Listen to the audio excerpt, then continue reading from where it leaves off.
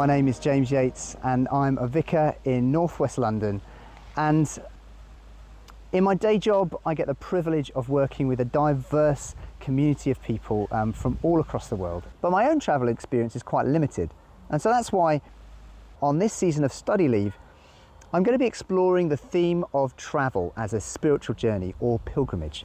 But why a reverse pilgrimage? Am I just going to be doing the whole thing backwards? Well, no, this is more of a reverse engineering. Essentially, I want to explore for myself what makes a pilgrimage a pilgrimage. So I've decided to undertake two different types of journey. One is an intentional spiritual journey, a 100-kilometre walking pilgrimage following the ancient route of St Cuthbert from Melrose Abbey in the Scottish borders to the holy island of Lindisfarne in Northumberland, and a round trip across Europe and Turkey to Georgia, returning through Turkey following not only a route well travelled by New Testament missionaries but also commonplace for different refugees, particularly those coming from Iran. Ideally, I want to travel as lightly as possible, and that means I'm going to try and do the whole thing by just road and water routes. And in particular, I want to use trains. One of my favourite board games is Ticket to Ride, and on this particular board, the journey takes you across Europe, facing many different problems on the way that might mean you have to divert or change your route. I want to see if one of these historical journeys depicted on the board can be done in real life. Finally, I'm going to be bringing with me these postcards.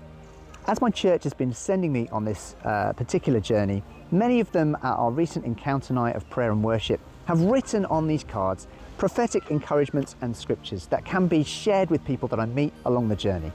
Oh yeah, and I've got only 4 weeks of travel time, so I'm going to need to get moving.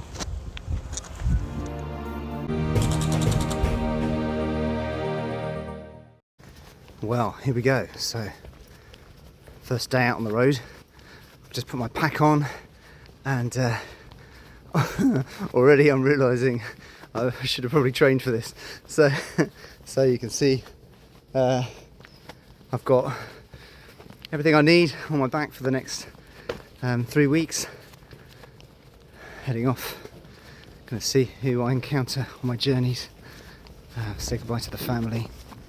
Yeah, so here we go basically. The first part of my journey was relatively straightforward. I just needed to make a number of connections on high-speed trains across mainland Europe. First I went to London, and from there to Brussels. From Brussels, I went to Frankfurter, making sure to eat a Frankfurter in Frankfurter, and then went from Frankfurter to Dresden. Right, I've just finished my first travel day, and I'm here in Dresden station.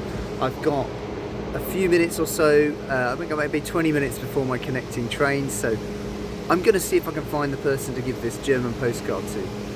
From here, I was able to give my first postcard to someone that I met on the train from Dresden to Budapest. Then, from Budapest to Bucharest, I spent time in the company of 5 others in a small compartment for a whole day. We got to share many stories and learn a lot about each other. We each came from different cultural backgrounds, some from Muslim and another from a Buddhist background. But despite that, we were able to have a lively conversation about faith, and many of them were more open to the Christian faith as a result of our time together. I had the pleasure of spending the day with 2 of those people as we found our travel plans curtailed and ended up enjoying Bucharest together and learning more about each other, sharing some of the journey. Right, wow. Woo. Fountains of Bucharest. There we go. Yay! We survived Romania. It's from here that I would go to my first stop in Istanbul, where we would meet Father Ian Sherwood, the Anglican chaplain of Istanbul, at the Church of the Crimea. But before we hear from him and some of the other people I meet on this journey, we're going to jump to the start of the pilgrimage at St Cuthbert's Way, where I meet with Stuart Plum to begin our journey together. Well, here we are at Melrose Abbey. This marks the start of our pilgrimage journey along St Cuthbert's Way, and we're going to be doing this together, myself and Stu, making our way towards the holy island of Lindisfarne. And as we do that, we want to fully enter into the spirit of pilgrimage, as much learning about pilgrimage as doing it, and I think probably that's the only way you really can learn. And so I just wonder, Stu, maybe what are some of your expectations for this journey? I don't know if I have expectations. I have some hopes, I think. Yeah. The people of God have always been pilgrim people throughout the scriptures. Pilgrimage plays a part in their spirituality, and maybe that's something that I feel, being a vicar in West London, I've kind of lost. My life is very urban, and the idea of going on a journey and being open to whatever God might want to say and do in my life and in our lives together as we journey together is really my hope, is that we'll hear him speak, that as we're perhaps hearing some of the stories, being inspired by both the scenery but also the story of St Cuthbert and his heart for mission and his heart for his people, and for prayer particularly, to really encounter God through that process. I don't really know what that looks like. This is all new for me. Sure. But I'm really excited about what's in store over the next week. Yeah, and there's something about St Cuthbert withdrawing to solitary places in order to pray, in order to reconnect with God and to centre in on the person of God and more of who God is. And so I guess for me there's something of that I want to try and obtain in this, but I guess also in terms of the journey that I've also recently taken across Europe and trying to identify with the journeys that refugees take, finding some of the similarities in that. So I'm hopeful that we will meet people along the road, that there will be the opportunity to share some of what God is teaching us with them, and experientially to sort of connect with others as we journey together. Father Ian, thank you so much for having me. Well, nice to have you here in Istanbul. Yeah. At the English chaplaincy. So this church you're in, beside a Christ Church, it was finished in the 1860s, and it seems like a natural place for refugees to be housed and cared for. What are some of the ways that you've perhaps seen or experienced sharing Christian kindness with refugees, and how has that led to, moves of God or rekindling of faith within the established church community? To have people who are genuinely converted to Christianity, and to respond to the, if you like, the call of the Spirit, rather than to be some sort of catechizing, proselytizing. Yes. We weren't that, and we were very comfortable all with each other, and we ate together, our meals together. We still do to a certain extent. Yes. We're sitting outside here in the garden, which many of them helped me plant. There was nothing here. It was just a barren wasteland. For people who don't know Istanbul, it's a very big city, and it's very important for me that the garden should be planted thickly. So that's why you'll see this astonishing Sri Lankan jungle. No, wonderful. In the middle of Istanbul. Yeah. People want traditional style Anglican liturgy who come here. So we're a bit old-fashioned in that sense, but that seems to be the draw for young people now. And I feel there are lots of interesting things happening, Father James. For example, in France, so many thousands baptized on Easter Day this year. Yeah. And I hear of churches like yours and churches around England where there's good, sturdy congregations, lovely mixed congregations. But I'm saying all this by way of describing the spirit that is abroad in the church, and I feel it so strongly. This move of the Spirit that seems to be at work, particularly amongst the young. But what I find with these younger people is kindred spirits. Yeah, well, I think one of the phenomenons came out of COVID, and the sense that suddenly everything was closed or shut down or removed from view, and what a number of young people particularly did was they dived into the internet to have their questions answered for them. And for a great many people, I think that opened the doors to faith. I'm very much with you on this. And there's one thing, as we're in Turkey, there's one thing I notice, it's astonishing. First, every Turk that is baptized, the journey, their spiritual journey, starts with a dream. Yes. And the old, it's full of the Old Testament, the New Testament, we have the same phenomenon. But it's a genuine, sincere expression of their journey.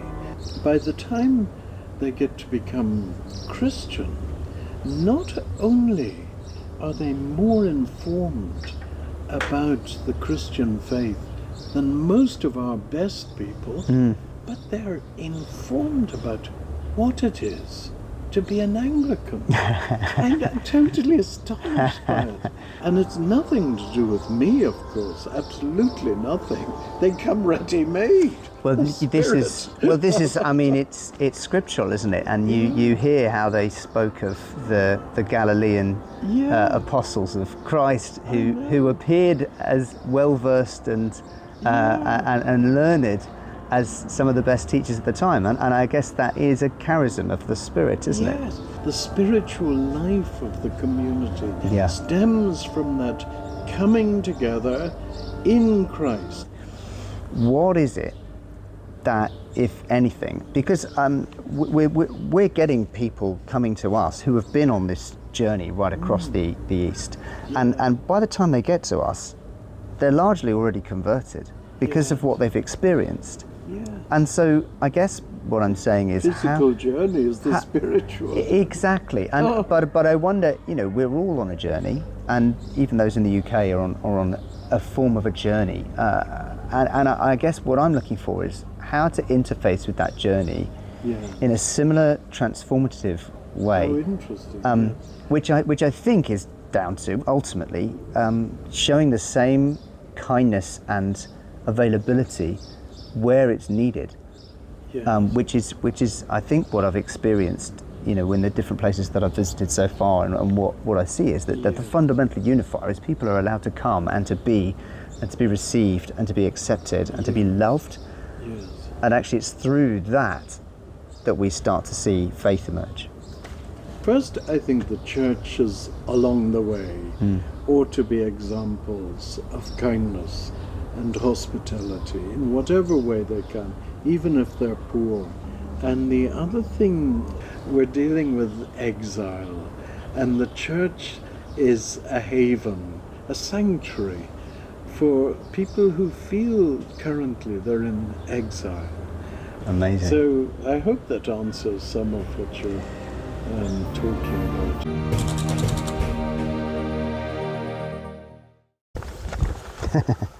Great. Here on our next leg, this is what day is it? Day three? Met some interesting people yesterday. There's a chap called Ruben, who was the first person we found that's actually also doing this as a pilgrimage, and he had a Christian faith, so that was quite interesting.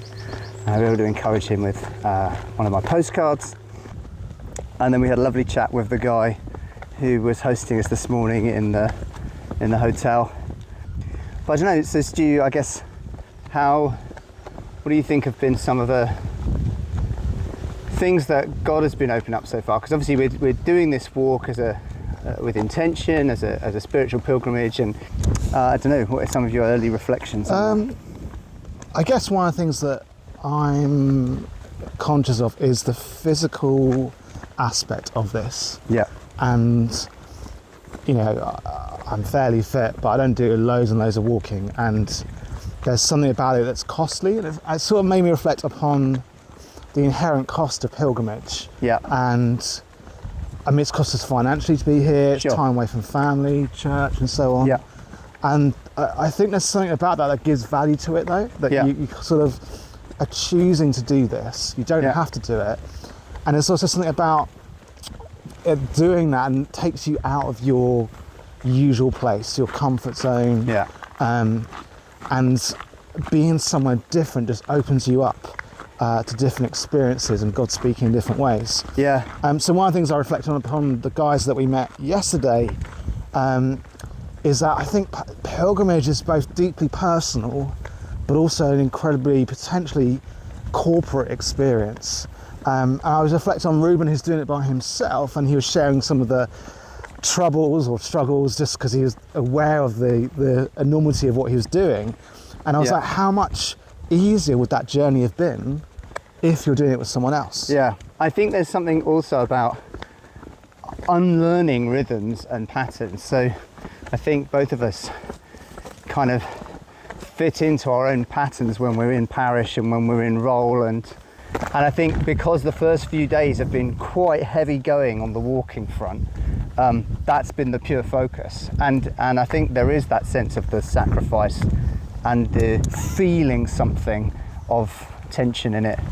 But yeah, I'm looking forward to moving through that and experiencing more of the sacred. Yeah. On that, I wonder whether there's something about we've had to be quite, particularly the first day anyway, quite goal orientated, quite driven in getting to our destination for a certain time. And that sort of reflects, we were talking another time, about, I know for me, that's often how I just do life. Like I'm very, what's the next thing, what's coming up? And I guess the thing that robs you of potentially is that ability to be present in the moment. To God, what God might want to say. It's felt a bit like over the last couple of days, our focus has been walking, and that actually does take more mental energy than you might think. Sometimes you're watching out for routes and all that kind of stuff. But yeah, there's something about being able to go at a pace that enables you to listen to what God might want to show to you, to become aware of his presence with us. But it's a process, right? I guess that's the thing of pilgrimage, it's a journey. And I'm loving learning as we go, and sort of never done anything like this before. Okay, we've officially reached the halfway point. Okay, so we think that's Melrose Abbey, near where we started by those 3 hills there. And just as you see, we've sort of come up this hill now, and if you pan across right the way over in this direction, we think that is the direction of Lindisfarne, so it'll be beyond that hill line.